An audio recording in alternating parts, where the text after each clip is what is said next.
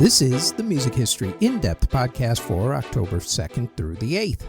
On this week's show, one man almost single-handedly saves the music industry, two women do controversial things in back-to-back days, and we say happy birthday to a bunch of artists, including two Rock and Roll Hall of Fame members who were born 5 days apart.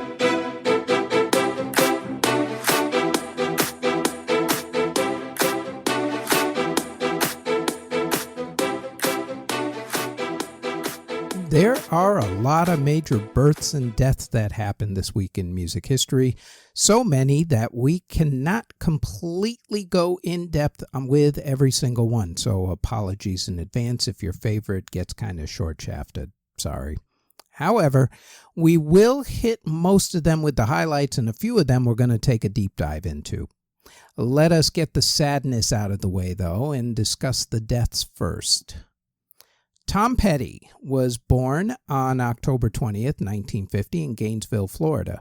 Tom's musical career took off in the early 1970s with the formation of the band Mudcrunch. However, it was with his band Tom Petty and the Heartbreakers that Tom achieved widespread recognition.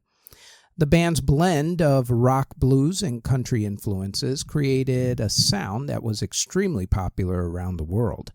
Petty's lyrics, with his themes of love, loss, and the American working class, struck a chord with fans of all ages. Songs like American Girl, Don't Come Around Here No More, Breakdown, and Refugee became part of the classic rock songbook and among the classic rock streaming playlist favorites, and it made him a beloved figure in the music industry and very well respected. Tom also released a solo self-titled album that was huge that had the hits Free Fallin' and Runnin' Down a Dream. Beyond his musical accomplishments, Petty was known for his down-to-earth personality and his commitment to social causes. He was a vocal advocate for various issues, for instance, animal rights and environmental protection.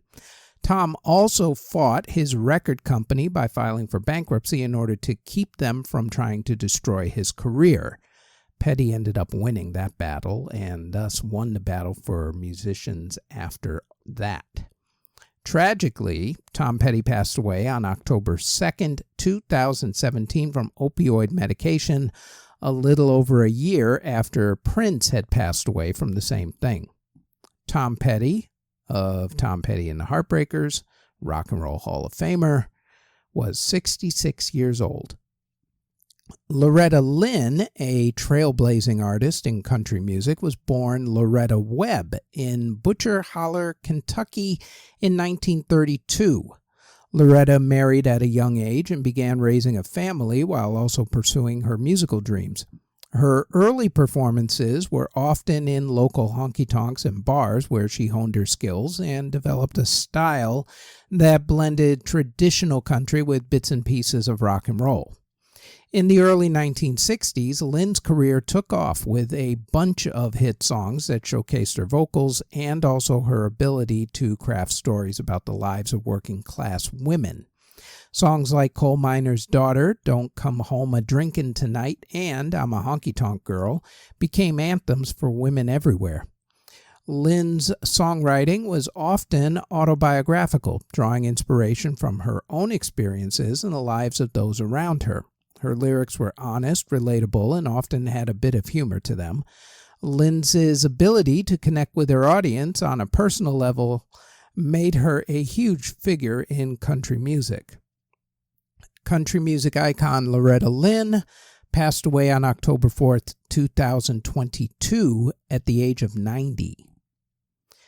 Janis Joplin, a powerful and extremely influential figure in the rock music scene of the 1960s, left her mark on the world of music as well.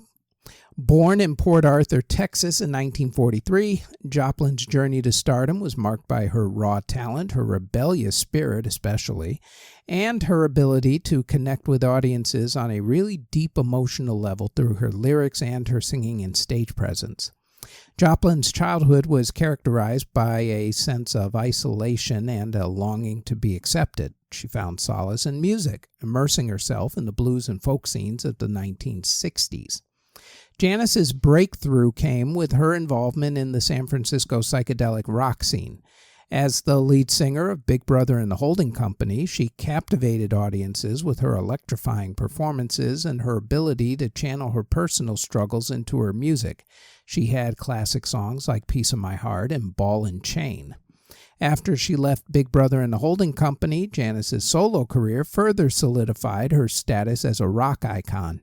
Albums like Pearl and Cheap Thrills showcased her abilities as a singer and songwriter as she explored genres ranging from blues to rock to soul and even gospel. Her music was a reflection of her complex personality, often revealing her inner vulnerability. Despite her meteoric rise to fame, though, Joplin's personal life was plagued by challenges. Her substance struggles and depression ultimately led to her tragic early death on October 4th, 1970, at the age of 27. However, her legacy lives on through her music, with her biggest hit, the Chris Christopherson co-written song Me and Bobby McGee, being released posthumously on January 12, 1971. Eddie Van Halen, a legendary guitarist and songwriter, is considered one of the three greatest guitarists of all time in rock music, with Jimi Hendrix and Eric Clapton routinely being mentioned as being the other two. Eddie was born in Amsterdam in 1955. Eddie actually started out as a kid playing the drums with his brother Alex playing guitar, but one day they decided to switch instruments and, well, the rest is history. Eddie and Alex's musical careers took off in the 1970s with the formation of Van Halen, a band that quickly rose to fame with their energetic live performances and their groundbreaking sound. Eddie's guitar playing was characterized by his lightning-fast speed, his intricate tapping techniques, and his ability to seamlessly blend different musical styles. His iconic guitar solos, such as those in Eruption and Panama, became synonymous with the band's sound and earned him widespread acclaim. Not only that, he was also doing the guitar solo for Michael Jackson's iconic song Beat It. Beyond his technical prowess, Eddie Van Halen was also a gifted songwriter. His compositions often incorporated elements of hard rock, blues, and even classical music, creating a unique sound. Van Halen's songs, such as Jump and Dance the Night Away, became massive hits and solidified the band's status as one of the most influential rock acts of all time. Eddie Van Halen's influence extended far beyond the realm of rock music, though. His innovative guitar techniques inspired countless musicians and helped to redefine the boundaries of the instrument. His legacy as a virtuoso and a pioneer of rock music will continue to be celebrated for generations to come. Mr. Eddie Van Halen, one of the three greatest guitarists of all time, passed away from throat cancer on October 6, 2020, at the age of 65. Ginger Baker, a legendary drummer and percussionist, left his mark on the world of rock music as well. Ginger was born in London in 1939. His stardom was marked by his unconventional style, his relentless energy, and his ability to push the boundaries of drumming to go along with an extremely volatile temper. Baker's career hit the big time in the 1960s with his involvement in Cream, a groundbreaking trio of Ginger Baker, Eric Clapton, and Jack Bruce that revolutionized the world of rock music. Baker's drumming had a powerful and explosive style, his complex rhythms, and his ability to seamlessly integrate different musical genres. His iconic drum solos, such as those in the songs Toad and Sunshine of Your Love, became a big reason for the iconic group's success. In fact, one time he collapsed on stage after doing an over 20-minute drum solo. Beyond his technical drumming abilities, Baker was known for his wild and unpredictable personality. His rebellious spirit and his penchant for controversy often made headlines, but his talents and his contributions to music were undeniable. Baker's drumming was a driving force behind Cream's success, and his influence on generations of drummers is still being felt today. After the breakup of Cream, Baker continued to have a pretty prolific career, working with a variety of artists, including working with Clapton again, along with Steve Winwood and Rick Gretsch, to form the group Blind Faith in 1969 for one extremely memorable album, along with exploring different musical genres with his own group, Ginger Baker's Air Force. Ginger's collaborations with Fela Kuti and the Africa 70 Band introduced him to new musical horizons and further expanded his artistic horizons. He also had a reputation for being, well, to be nice about it, not a nice guy, including the time when he pulled a knife on fellow Cream bandmate Jack Bruce when they were both in a different band together. The legendary, iconic drummer, Mr. Ginger Baker, passed away on October 6, 2019, at the age of 80. Now, to someone who gets credit for a lot of things, but his contributions to the music industry sometimes get overlooked.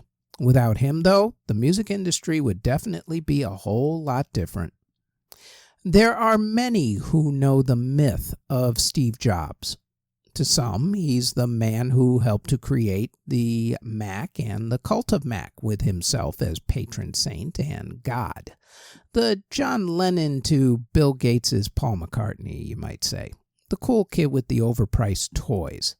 His generation's version of, let's say, Elon Musk, only not quite as controversial, to be nice. To others, though, Steve Jobs was a tyrant. He was the guy who was a perfectionist to the extreme. If you didn't live up to his overreaching expectations, you were berated in front of your peers, as portrayed in that hatchet job of a movie called Steve Jobs, starring Michael Fassbender back in the day. To me, he was probably, like most people, including myself, somewhere between being a saint and a sinner. In short, he was human. But he was a human with a lot of vision. What most people under the age of 40 either don't remember or realize, especially musicians and music lovers, is that Steve, along with changing their lives with the iPad, also changed it with 3 other things, 2 of which get talked about all the time, and one that gets lost in the fray a lot, mainly because it gets taken for granted these days. See, back in the days before the internet became the internet, you had to, of course, go to the record store to get your overpriced records, cassettes, and CDs. If your favorite song off of someone's album didn't get released as a single, well, you were out of luck. You had to go and buy the entire album. Record stores and record labels were making tons of money while recording artists were being screwed out of money. That hasn't actually changed much, to be honest with you. There weren't many other revenue streams for artists out there, not like there are today. Then 1999 hit, specifically Sean Parker and Napster. Suddenly, you could download your singles.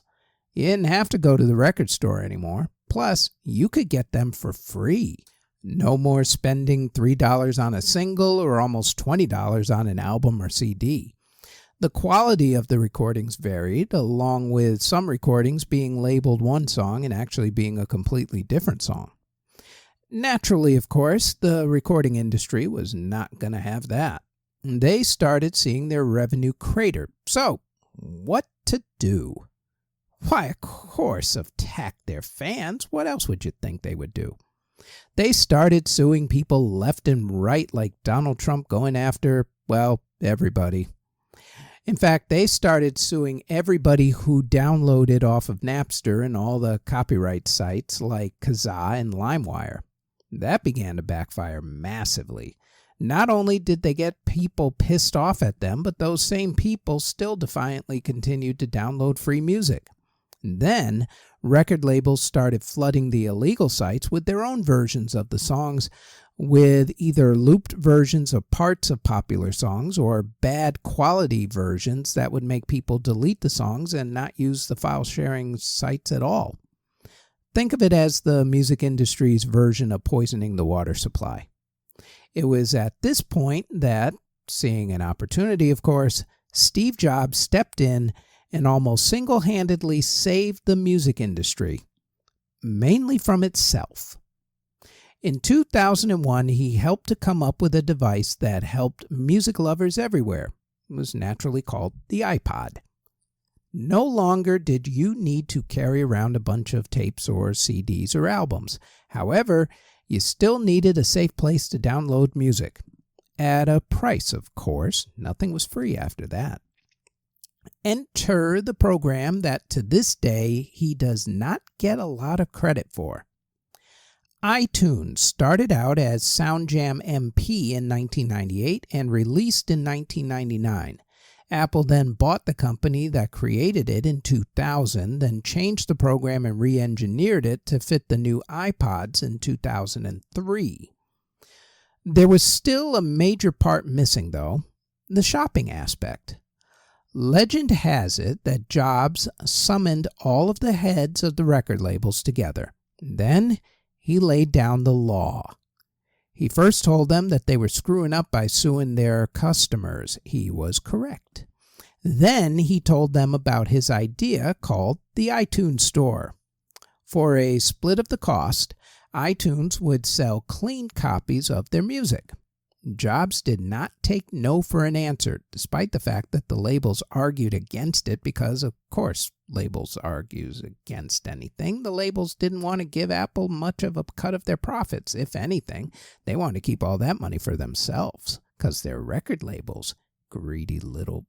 Anywho, for the record, labels and musicians have a long and storied history of protesting new technology, such as the LP record, blank cassettes, and CDs, so why would MP3s be any different?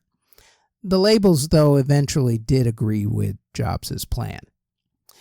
In 2003, the iTunes Store was released, which helped to pull the record industry back from the brink. It had a profound effect on the industry. It hastened the end of record stores as we knew them. Most big record store chains, if they wanted to survive, diversified and started selling video games and geek toys and that sort of thing. Album sales also dropped as people started buying more individual singles. That meant that artists could no longer rely on album royalties in order to make money, so they had to go out on tour more, which meant that ticket prices went up. Way up. Jobs followed up the iPod and iTunes with, of course, the iPhone back in 2007. Yes, kids, the iPhone is actually less than 20 years old. Of course, the iPhone combined an iPod with a phone and a computer, which took artists' revenue streams to a whole other level because you could then make money off of apps, ringtones, etc., etc. Now, why are we even talking about Steve Jobs? Well, sadly, because on October 5th, 2011, Steve Jobs passed away from pancreatic cancer. People forget that along with all of the things he did with Apple and also buying a little company from George Lucas of Star Wars fame and helping to turn that company into Pixar, yes, kids, before it was sold to Disney, it was Steve's company. And before it was Steve's company, it was George Lucas's company. Steve also helped out the music industry immensely. The iPod, the iTunes Store, the iPhone. 3 things that helped to save the music industry, mainly from itself. All brought about by the man, the myth, the legend, Mr. Steve Jobs, the man who had what many today still argue is the best second act in business history, passed away from pancreatic cancer on October 5th, 2011 at the age of 56. This next man also does not get enough love these days, so he's getting the extended treatment here. His distant relatives, first cousins twice removed, include actors Dennis and Randy Quaid. Don't hold that against him, though. He is the man they nicknamed the Singing Cowboy. He is Gene Autry. Gene Autry was born on September 29, 1907 in Tioga, Texas. His parents moved to Oklahoma when he was a teenager. As a child, he worked on his parents' ranch until he graduated high school. At the age of 17, Gene struck out on his own, becoming a telegraph operator in Chelsea, Oklahoma. His singing career started in 1928 because of someone famous. During his downtime while he was working, Gene pulled out his guitar and sang, a practice that later got him fired from that job. But before he got fired, a customer who was passing through town heard him and encouraged him to sing professionally. It was famed humorist Will Rogers. As soon as he could afford to, Gene moved to New York City to try his luck in show business. Although he was turned down for a recording contract with RCA Records, he did head back to Oklahoma with some advice to start his career by doing local radio shows. Gene started singing on radio shows in Oklahoma, which got him a recording contract with Columbia Records in 1929. By 1930, Gene was going back and forth between Chicago and New York City, recording hillbilly-style records, and then he got his first big break in 1932 with the song That Silver-Haired Daddy of Mine. He also partnered up with another singer in Chicago, Smiley Burnett, and together they made a bunch of records. In fact, it was because of their act that Autry ended up with the movies when the duo were discovered by film producer Nat Levine. Gene really made a name for himself when he did 44 westerns starting back in 1934. Gene was in the Air Force in World War II, where he became a C-109 transport pilot. He also had a radio show called Gene Autry's Melody Ranch, which also ran on CBS Radio from 1940 to 1956. During his show, since Gene had a bunch of kids that looked up to him, he came up with what he called the Cowboy Code. Think of these rules as the 10 Commandments if you want to be a cowboy. In fact, people also called them the Cowboy Commandments. And after you hear the rules, you'll probably think to yourself, man, Gene Autry was woke. I'm kidding. The rules were, 1. The cowboy must never shoot first, hit a smaller man, or take unfair advantage. 2. The cowboy must never go back on his word or a trust confided in him. 3. The cowboy must always tell the truth. 4.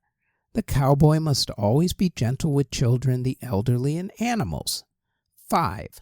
Cowboy must never advocate or possess racially or religiously intolerant ideas. Okay, dude was woke. Nah, I'm still kidding. 6. The cowboy must help people in distress. 7. The cowboy must be a good worker. 8. The cowboy must keep himself clean in thought, speech, action, and personal habits. 9. The cowboy must respect women, parents, and his nation's laws. Boy, that kills a whole lot of people these days. Anywho, 10. The cowboy is a patriot. Gene's music and movie career went hand in hand. As he became more popular in the movies, his record sales started to rise.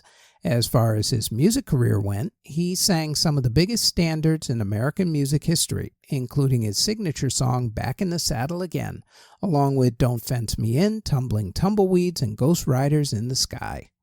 He also sang some of the biggest holiday classics ever, including Rudolph the Red-Nosed Reindeer, Here Comes Santa Claus, Frosty the Snowman, and Peter Cottontail. In total, Gene did almost 100 movies and well in excess of over 600 records. Gene was also an entrepreneur. Gene became a ranch owner, buying the Monogram Ranch in 1953 and renaming it the Melody Ranch. Gene became a partner in a company called the World Championship Rodeo Company, which supplied all of the livestock for rodeos. He had endorsement deals with comic strips, producing Gene Autry comics in the 1950s. In the late 1960s, he bought the film rights to a lot of his old films from Republic Pictures and made money off of them during the VHS boom in the 1980s. Smart dude. Gene had a deal with Kenton Hardware Company to make toy guns. Gene also owned the baseball team, the Anaheim/Los Angeles Angels, depending on what they call themselves these days. several TV and radio stations, a small hotel chain, and had a town named after him in Oklahoma. Gene Autry passed away from lymphoma in October 2nd, 1998. And when you look at guys these days like Ryan Reynolds and Dwayne "The Rock" Johnson owning a bunch of different businesses, they probably learned how by studying the OG entertainer businessman model that Gene Autry started almost 80 years earlier because, as it turns out, Gene was actually the template. This last death is strictly for Gen X me, mainly because he sang a couple of my favorite songs. Benjamin Orr, the bassist and vocalist of The Cars, was a pivotal figure in new wave and power pops back in the 1970s and 80s. Born in Lakewood, Ohio in 1947, Orr's musical career got going in the early 1970s with the formation of The Cars, a band that quickly rose to fame with their post-punk new wave sound and stylish image. Orr's bass playing had a melodic style, along with his ability to complement the intricate guitar work of guitarist/lead singer Rick Ocasek. His vocals, however, were his true calling card. Orr's soulful and expressive voice added a human touch to the band's often synth-driven sound, and his songs such as Just What I Needed and Drive became anthems for the Gen X generation. Drive is also one of my all-time favorite songs. Orr then left The Cars and put out a solo album, which had another of my favorite songs, Stay the Night. Despite his success with The Cars, Orr struggled with personal demons throughout his life, including bouts with alcoholism and depression.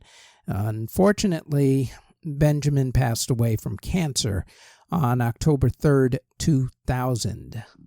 Benjamin Orr, bassist for The Cars, was 53 years old.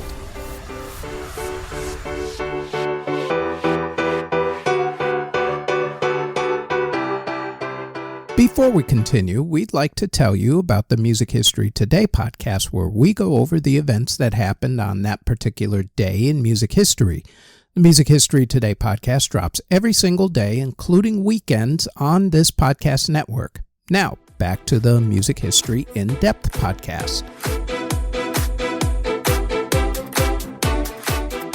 There were some other events worth mentioning that happened this week in music history. For instance, on October 7th, 1982, the musical Cats opened up on Broadway, breaking records and getting nominated for 11 Tony Awards, including winning 7 of those. On October 8, 1990, a day after seeing Soundgarden perform in California, singer Eddie Vedder went to Seattle to meet his new bandmates for the first time. The band, of course, was Pearl Jam, at that time known as Mookie Blaylock. The band would then spend the next week recording what would become their debut album, 10. Spotify, a Swedish audio streaming platform, has had a huge impact on the way people consume music. Founded in 2006 by Daniel Ek and Martin Lorentzen, Spotify launched its service in Sweden on October 7th, 2008, starting out by offering songs and albums before including podcasts like this one to consumers on a freemium model. Please subscribe on Spotify as well. The freemium model, which allows users to access a limited amount of content for free with ads, or to subscribe to a premium service for ad-free listening and additional features, proved to be a pretty successful strategy. Spotify's user-friendly interface, extensive music catalog, and personalized recommendations quickly attracted a large following. As Spotify's popularity grew, it faced challenges from competitors like Apple Music and Pandora. However, Spotify's early mover advantage and its focus on innovation allowed it to maintain its position as a market leader. The company continued to expand its offerings, including features like podcasts, family plans, and personalized playlists. Spotify's impact on the music industry has been extremely significant, to be nice about it. The platform has empowered artists to reach a wider audience and has made it easier for listeners to discover new music. However, It also has raised concerns about the fair compensation of artists and the impact of streaming on the music industry's business model, along with concerns about third-party companies getting involved with people who promote the popular Spotify playlists, otherwise known as payola. Despite these challenges, Spotify remains a dominant force in the music streaming market, for better or for worse. The company's ability to adapt to changing consumer trends and to innovate has ensured its continued success, at least so far. As technology continues to evolve, though, Spotify is likely to play a central role in shaping the future of music consumption, including probably doing those AI songs at some point legally. The launch of Spotify in Sweden on October 7th, 2008. Paisley Park Studios, located in Chanhassen, Minnesota, is a legendary recording studio and performance venue that was owned and operated by, of course, Prince. Built in the early 1980s, Paisley Park was Prince's home base where he could experiment with music, art, and technology. The studio's design was a reflection of Prince's eclectic taste, to be nice about it. The main recording room was a large open space with soaring ceilings and floor-to-ceiling windows that offered stunning views of the surrounding countryside. The studio was also equipped with state-of-the-art recording equipment, allowing Prince to push the boundaries of music production. Paisley Park was also a performance venue where he hosted small concerts and private parties. Prince often used the studio to experiment with new ideas and to collaborate with other musicians. The studio's unique atmosphere and its association with Prince made it a pilgrimage site for musicians from around the world, like Madonna, R.E.M., and Lizzo. After Prince's death in 2016, Paisley Park was transformed into a museum dedicated to his life and work. The museum features exhibits showcasing Prince's music and his fashion, along with his personal belongings. Visitors can tour the museum, see his recording equipment in the studio, and experience the creative energy that once filled this place. Paisley Park opened to visitors on October 6th, 2016. Now, let's turn our attention to two women, two events, one day apart, both with an awful lot of controversy. First up, in the early 1990s, Madonna was on a roll. She had already established herself as the queen of controversy with her music videos, wardrobe, and statements in the press. She had fought the Roman Catholic Church and conservatives, but now she was going to up the ante a whole lot more. She decided to put out an album called Erotica, along with a book of risque photography. In order to promote them, she decided to do a music video for the first single, Erotica. The video had her playing a dominatrix with clips of her shooting photos for a new fine art photography coffee table book that were spliced into the footage for the music video, that is. That footage included her sitting topless on an older guy's lap, shooting photos with rapper Big Daddy Kane, model Naomi Campbell, and actress Isabella Rossellini in controversial poses, among many other things. MTV first aired the music video on October 2nd, 1992 at 10 p.m. at night. They would air it only 2 more times before permanently banning the video. Her record label, Sire, Warner Brothers, later sold the uncensored video as a video single. I actually still have my copy in my collection. Madonna didn't actually have a problem with MTV banning the video. She got what she wanted. It caused publicity for the album and also for her new book, which both went on sale a few weeks later. Besides, as we all know by now, even bad publicity is better than no publicity. Madonna, however, would end up coming to regret that last statement just a little by sticking her nose into the controversy around the event that happened the very same night after MTV's first airing of Erotica. October 3rd, 1992's Saturday Night Live music performance was supposed to be routine. Sinead O'Connor was riding high off of her second album and was on the show to sing Bob Marley's War. During the dress rehearsal taping, she held up a photo of a refugee child. Producer Lorne Michaels was pretty okay with that. On the live show, Sinead performed War, but right when she sang the word evil, she held up a photo of not the refugee child, but of Pope John Paul II. She then ripped up the photo and threw it at the camera. The audience didn't know what to do. The control room didn't know what to do. The shot just went silent to a commercial. Very few people applauded. The show's switchboard lit up with angry phone calls. O'Connor took a lot of heat for what she did. She was basically canceled.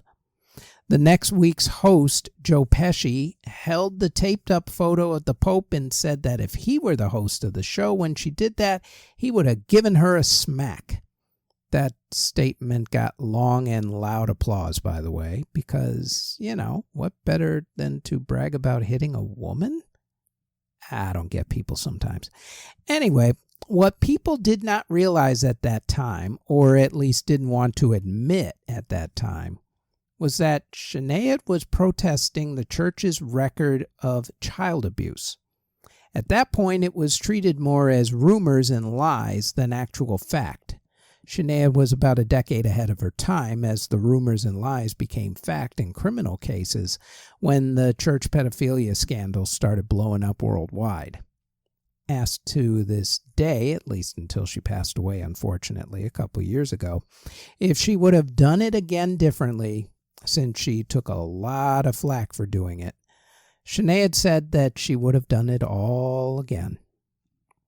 Back to Madonna, who I guess decided that Sinead was stealing way too much publicity from her erotica album and the photography book, so she decided to chime in, surprisingly against Sinead, saying that Sinead should have done something differently and spoken about child abuse elsewhere. Most of the music press took Sinead's side on that little part of the controversy, calling Madonna hypocritical. Sometimes shutting your mouth is actually better than bad publicity or no publicity. 2 ladies, 2 events, 2 consecutive days. 1992. Madonna's Erotica music video on MTV premieres on October 2nd, and the very next day, Sinead O'Connor's controversial appearance on Saturday Night Live on October 3rd.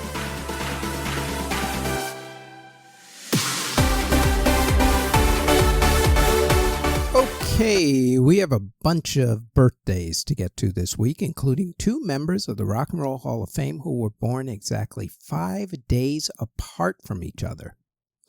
This first artist was born on October 3rd, 1969. She styled herself after Debbie Harry of Blondie, who she saw as combining power and sex appeal. She has 3 other siblings, including a brother who was a member of her band until he quit to do animation for The Simpsons TV show. True story. The band's first couple of albums flopped due to their sound being different from the grunge wave that was engulfing the world at that time. However, the group's third album broke through and became a huge hit. She stayed with her band for almost 18 years while also having a successful solo career. These days, she's known for having a fashion line and the occasional guest judge spot on the TV show The Voice. The ex-wife of Gavin Rossdale of Bush, the now wife of country music superstar Blake Shelton, the ex-lead singer of the group No Doubt, Miss Gwen Stefani, born October 3rd, 1969. This next young buck was born Peter Gene Hernandez on October 8th, 1985 in Honolulu, Hawaii. After being dropped stupidly by Motown Records, he signed with Atlantic Records in 2009. His first two hits were actually as part of the production team called the Smeezingtons. That team helped to produce Nothing on You by B.O.B. and Billionaire by Travie McCoy. He sang the hook to both of those songs, and it was from there that he had his own solo success, and he's been pretty much nonstop ever since. He already has 15 Grammy Awards, including 3 Record of the Year wins, with more coming, I'm sure, and he has been a part of 2 Super Bowl halftime shows. Now he's collaborating with Anderson .Paak as the duo Silk Sonic, who have won a few Grammy Awards as well. Mr. 24-Karat Magic himself, Mr. Bruno Mars, born October 8, 1985. Stevie Ray Vaughan, a virtuoso guitarist and singer, was born in Dallas, Texas on October 3, 1954. In the 1970s, Stevie Ray formed his band Double Trouble, which gained a reputation for their energetic live performances and their powerful sound. Vaughan's guitar playing was lightning fast. His expressive tone, his ability to seamlessly blend different musical styles all worked well for his band. His iconic guitar solos, such as those in Texas Flood and Pride and Joy, became synonymous with the band's sound and earned him a huge amount of acclaim. Beyond his technical playing, Vaughan was also a gifted singer and songwriter. His music was deeply rooted in the blues tradition, but he did incorporate elements of rock, soul, and funk to create his own sound. Vaughan's songs, such as Crossfire and his version of Jimi Hendrix's song Little Wing, became popular with a huge generation of blues enthusiasts. Plus, he was the one who played the guitar solo on the iconic David Bowie song Let's Dance. Vaughan was influential on the blues genre in the late 1980s with his guitar playing. His ability to connect with audiences helped to revitalize the genre and to introduce it to a new generation of fans. Stevie Ray Vaughan's untimely death, though, in a helicopter accident in 1990 at the age of 35 was a huge loss for the music world, but his legacy will always live on, will always continue to inspire and entertain countless listeners. Brian Johnson, the lead singer of AC/DC, is a pretty legendary figure in the world of rock music as well. He was born in Sunderland, England on October 5, 1947. Johnson joined AC/DC in 1980 after the premature death of original lead singer Bon Scott. His arrival marked a new era for the band as Brian's unique vocal style and his ability to give a great performance led to solidifying AC/DC's status as one of the most influential rock artists of all time, with songs like Back in Black, You Shook Me All Night Long, Big Guns, For Those About to Rock, We Salute You, and Who Made Who. Brian Johnson has become one of those few lead vocalists who came in after the original popular lead vocalist left, either because of death or something other than that, and actually becoming just as popular, if not more so, than the original lead singer. The voice of AC/DC, Mr. Brian Johnson, born October 5th, 1947. Bob Geldof, a musician, activist, and philanthropist, has made a significant impact on the world through his music, but especially through his humanitarian efforts. Born in Dublin, Ireland on October 5th, 1951, Geldof joined the group the Boomtown Rats, a band that achieved success with the song I Don't Like Mondays. However, it was Bob's involvement in the Live Aid concerts and also the song Do They Know It's Christmas back in the mid-'80s that catapulted him to international fame and solidified his reputation as a humanitarian. The Live Aid concerts themselves were a monumental effort to help raise funds for famine relief in Ethiopia. Geldof, along with fellow musician Midge Ure of the group Status Quo, organized the event, which featured performances by some of the biggest names in music, of course, who can forget the legendary Queen performance, and also U2's performance at Wembley Stadium during their portion. The concerts were a huge success, raising millions of dollars and drawing attention to the plight of millions of starving people. Geldof's involvement in Live Aid marked the beginning of a lifelong commitment to humanitarian causes. He founded the Band Aid Trust, a charity organization dedicated to raising funds for famine relief in Africa. Bob has also been a vocal advocate for various other social issues, including debt relief, climate change, and human rights. Bob Geldof, the iconic lead singer of the Boomtown Rats, but mainly iconic for being the guy who started Band Aid and also Live Aid, along with Midge Ure of Status Quo. Bob Geldof, born on October 5th, 1951. Now, to those two Hall of Famers who were born 5 days apart. We'll start with the older of the two first. The Police were one of the biggest bands to come out of the post-punk era in England. Their mixture of punk, pop, and reggae, along with thoughtful lyrics, gave them 5 multi-platinum albums and scores of hits. Gordon Sumner was a former school teacher who was in the jazz fusion band The Last Exit when he met drummer Stuart Copeland up in Newcastle, England. The two hit it off, and when Sting, who was Gordon's nickname, moved to London, England, he and Stuart got together and started jamming, and soon they decided to form the band The Police. The guys got Henry Padovani, who was the guitarist for the group The Corsicans, to be their guitarist. And while the guys were getting The Police going, Sting was also in a group called Strontium 90. Stuart would sit in sometimes and play drums, and it was there that the guys met guitarist Andy Summers. Impressed by his playing, they asked him to be The Police's second guitarist. He said, sure, but he actually only wanted to be the only guitarist. Sting and Stuart weren't really thrilled with kicking Henry out of the band, but after a couple of gigs as a quartet, Henry was let go. The group, now a trio, released their debut album Outlandish d'Amour in 1978. The album yielded the hits Roxanne, Can't Stand Losing You, and So Lonely.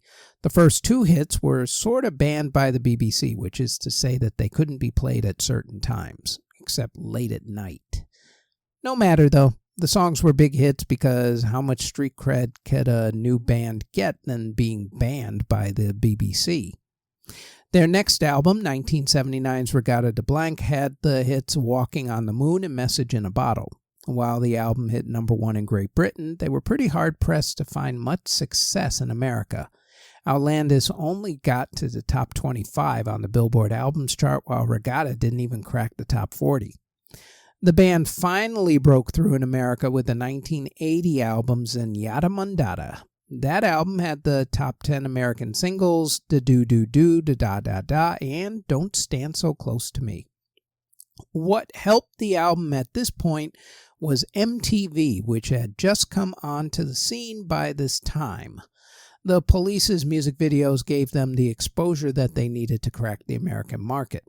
Their next album, Ghost in the Machine, furthered their ambitions with the hit songs Every Little Thing She Does Is Magic and Spirits in the Material World. The Police really hit their zenith with their next album, and the album which turned out to be their final one, Synchronicity.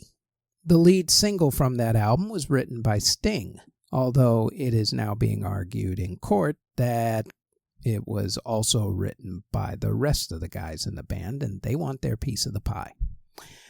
That court case is pending, by the way. This particular single is one of the most misunderstood songs in rock music history. Not for its words, really, but for its subject matter. The song is actually about a stalker, but people everywhere think to this day that it's a love song. Sting says that people still come up to him and say that their babies were conceived to this song, to which it kind of makes him cringe. Sting wrote the song in 1982 while staying at James Bond author Ian Fleming's GoldenEye estate in Jamaica. Sting was going through a divorce at the time, but says he also was thinking about government and media surveillance. He only realized after the fact how creepy the song sounded, even though it sounded like a love song. Sarah McLachlan has the same problem with her song Possession, which is about a man who stalked her before he passed away, but it actually sounds like a love song. The music video also helped this song achieve its popularity. Directed by Godley and Cream, the video is a black and white video that uses a lot of shadow effects and imagery. The music video turned out to be one of the most recognizable music videos ever to be made and won an awful lot of awards. The song had further life when Sean Combs heavily sampled the song for his tribute song to the Notorious B.I.G. called I'll Be Missing You. Sting even graciously sang the song with Sean during a Grammy ceremony. What was Sting not so gracious about, and rightfully so? Well, the fact that Sean Combs sampled Sting's song without Sting's permission. Combs has to give up royalties on the song, which, last figure I saw, meant that Sting makes $2,000 every single day without even getting out of bed, just from Combs's version, let alone the Police's original song. For those of you trying to do the quick math in your head on that, that means that Sting makes $730,000 a year in royalties from Combs's song just because Combs didn't ask first to use the song. There is a lesson in there for you budding DJs and artists out there. Don't steal someone's song. Do the professional courtesy thing and ask first. It's how you get along in the biz. That song, of course, is Every Breath You Take. The Police also had a hit song off of Synchronicity as well called Wrapped Around My Finger, which became a top 10 smash for them as well. And also the song Synchronicity 2, which had a really weird Mad Max style video. Kind of weird. Anyway, after this album, the Police broke up. After the tour for their album, actually. Due to, of course, infighting and creative differences, as they like to say. But they're considered one of the greatest bands of the 1980s, and they have been inducted into the Rock and Roll Hall of Fame. After that, Sting had, and still does have, a very successful solo career. His solo work started with Dream of the Blue Turtles, then Nothing Like the Sun, The Soul Cages, 10 Summoners' Tales, Mercury Falling, and Brand New Day, all of which went top 10. There were also hit songs like If You Love Somebody, Set Them Free, Fortress Around Your Heart, We'll Be Together, Englishman in New York, All This Time, If I Ever Lose My Faith in You, Fields of Gold, Desert Rose, along with his hit All for Love with Bryan Adams and Rod Stewart. Together, as a solo act and as a member of the Police, Sting has sold 350 million records worldwide. So, happy birthday to Mr. Gordon Sumner, a.k.a. Sting, born October 2nd, 1951. Next to Sting's slightly younger birthday compadre. Before he was one of the founders of Farm Aid, before he was an inductee of the Rock and Roll Hall of Fame, before he was a staple on classic rock stations everywhere, he was just a guy with a made-up stage name who was trying not to get booted off of his record label. John Mellencamp was a relatively struggling rock and roller named Johnny Cougar back in the early 1980s. His first album yielded a minor hit.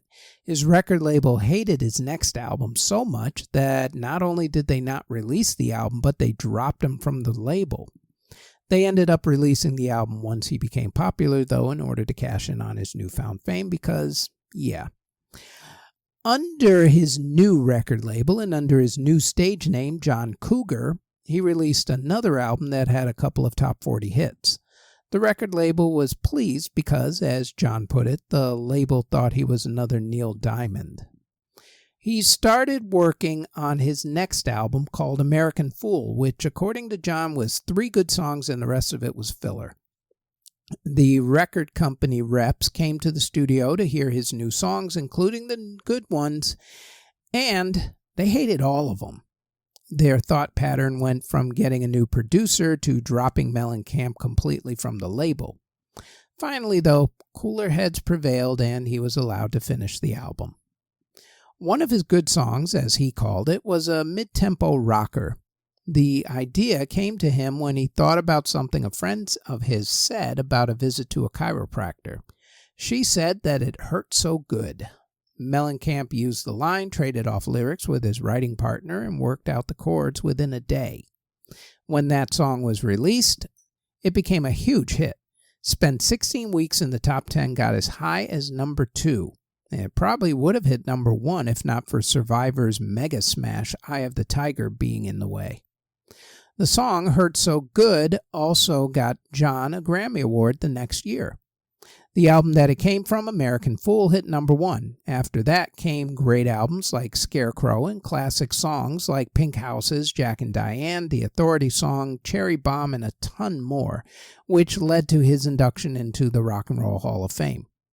Not bad for a guy who was this close to being thrown off of his record label. Happy birthday to Mr. John Mellencamp, born October 7th, 1951. And that is it for the Music History In-Depth podcast for October 2nd through the 8th. Thank you very, very much for listening. If you are listening in audio platforms everywhere, or if you're watching the video on either YouTube or the aforementioned Spotify.